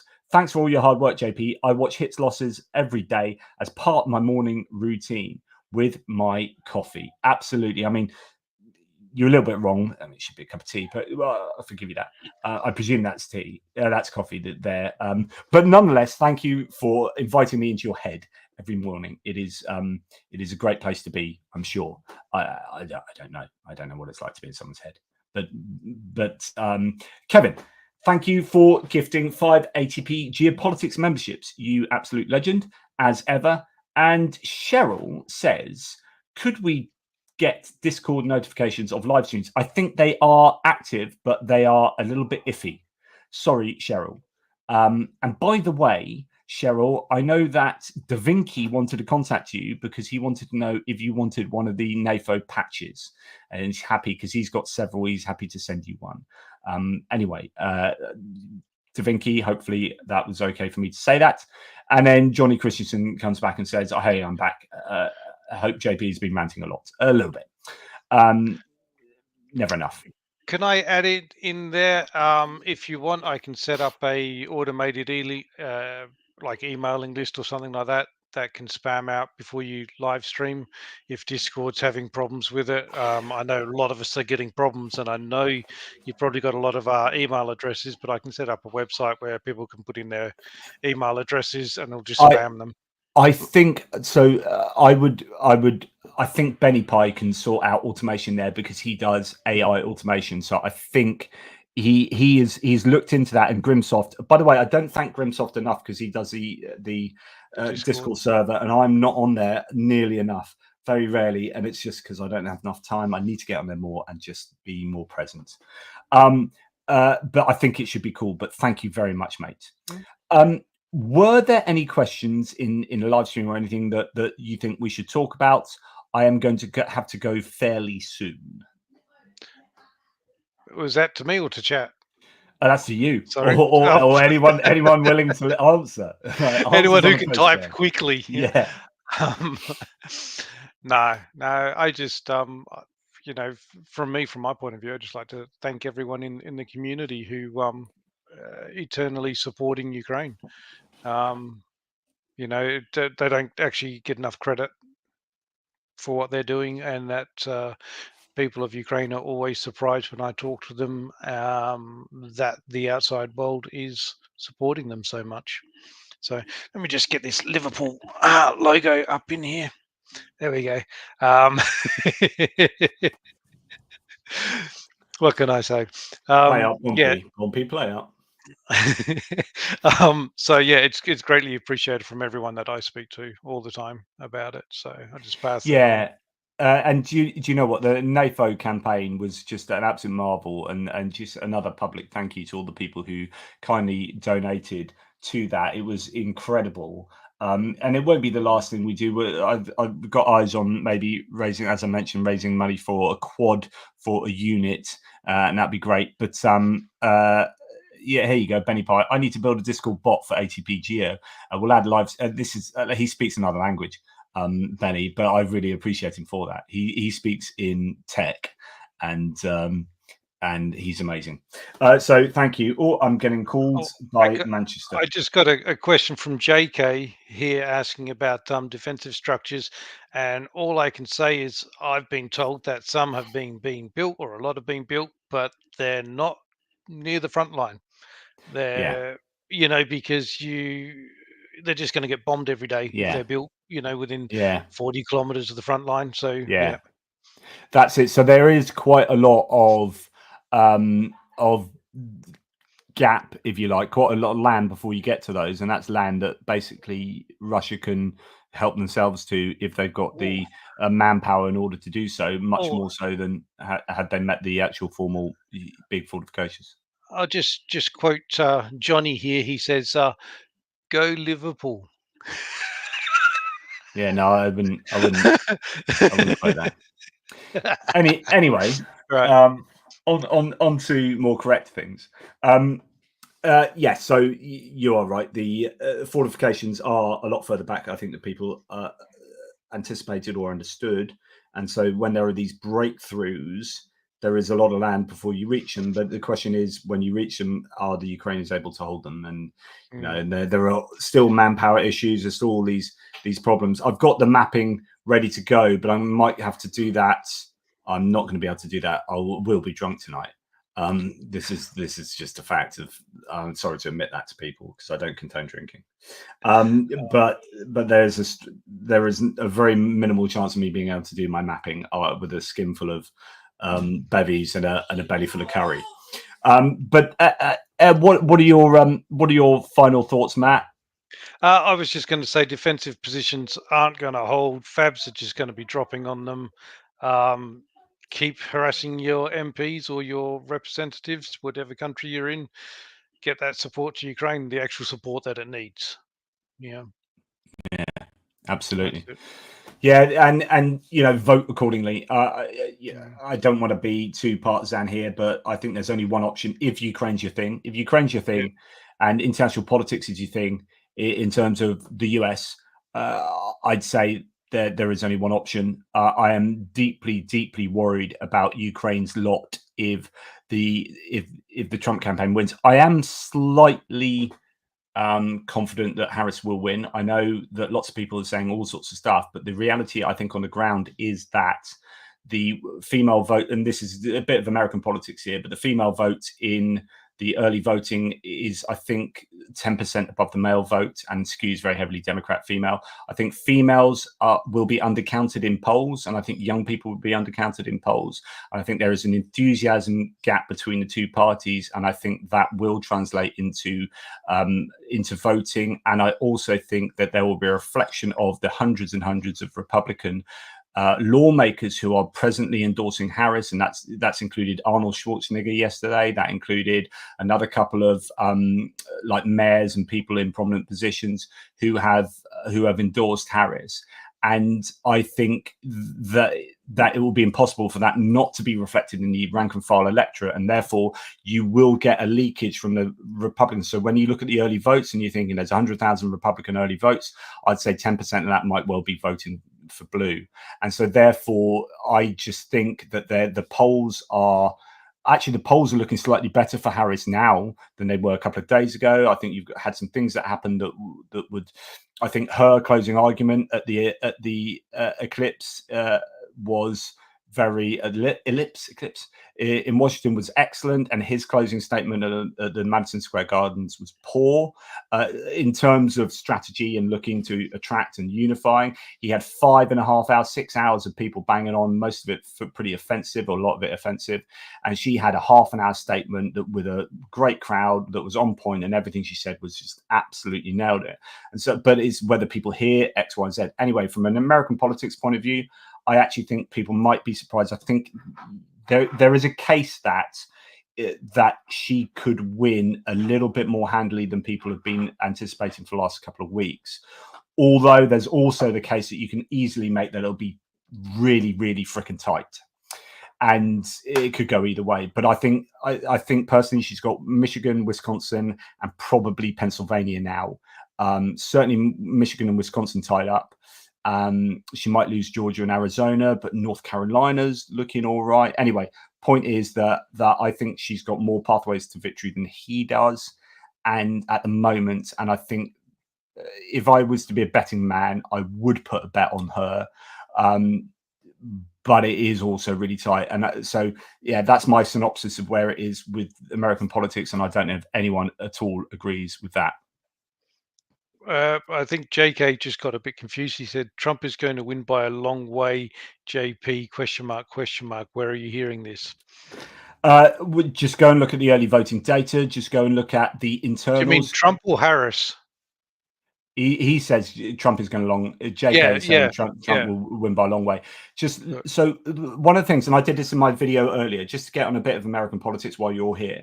I did my video earlier that's looking at what Trump has been saying about Pennsylvania for the last 2 days. Himself, he's saying they're cheating Pennsylvania. They're cheating Pennsylvania, and he's been shouting about Pennsylvania.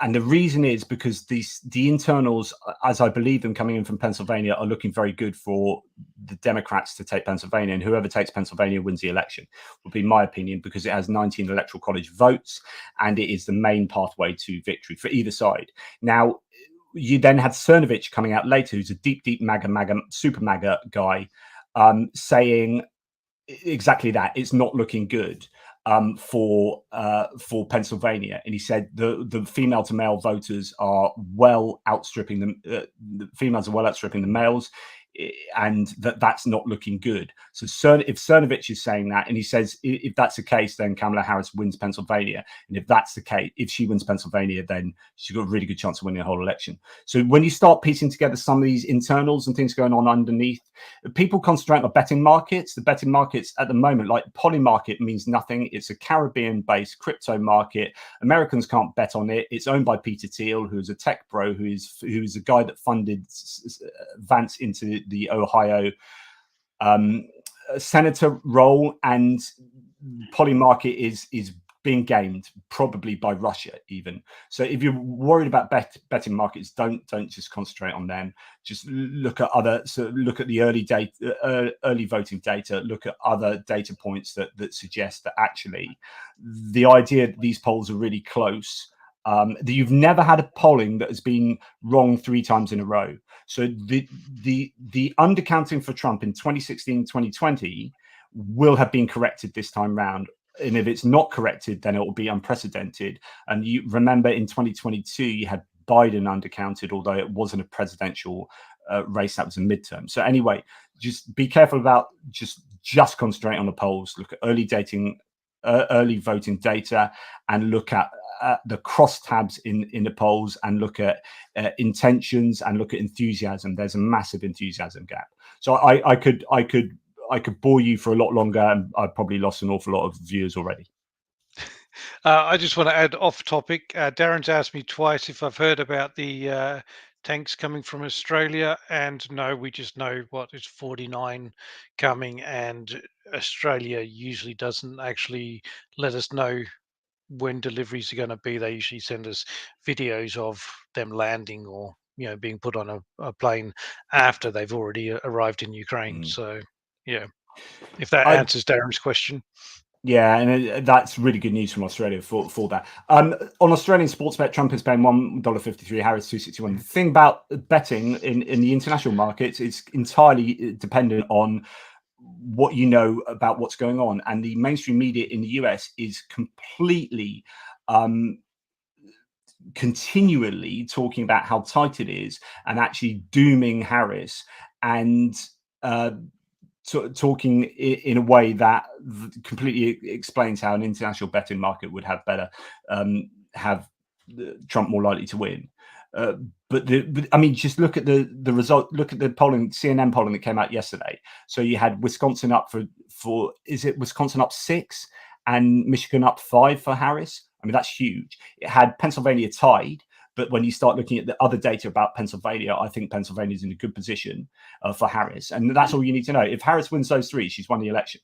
Like you can forget about Nevada, Arizona, North Carolina, and Georgia. Like those three, she's won. Nebraska, she's up 12 in Nebraska's 2nd district. So just look at the data. The news loves to talk about how they love to doom and everything, but it is tight. It is freaking tight.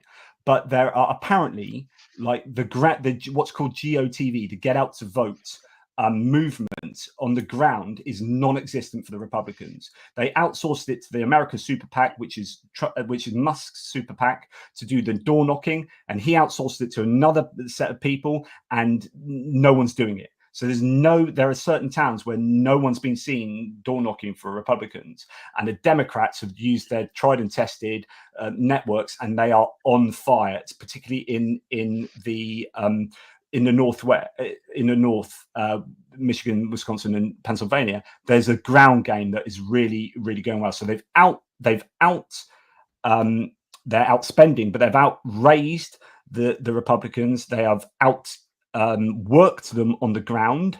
The ground game has been an outright disaster for the Republicans, and they've got an enthusiasm advantage and a momentum advantage.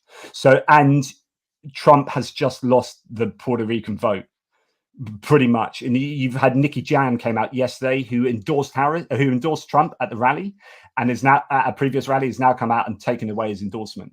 And you've had Ricky Martin, you've had Mark Antony, you've had J-Lo, you've had Ariana Grande, all these people coming out and endorsing Harris. When you've got 400,000 Puerto Rican voters in Pennsylvania, which is one state you want to win, and they have been going absolutely nuts for what happened at Madison Square Garden, you are in trouble. So the Trump campaign has made some really big missteps, and I think it will cost them the election. Anyway, sorry, that's enough.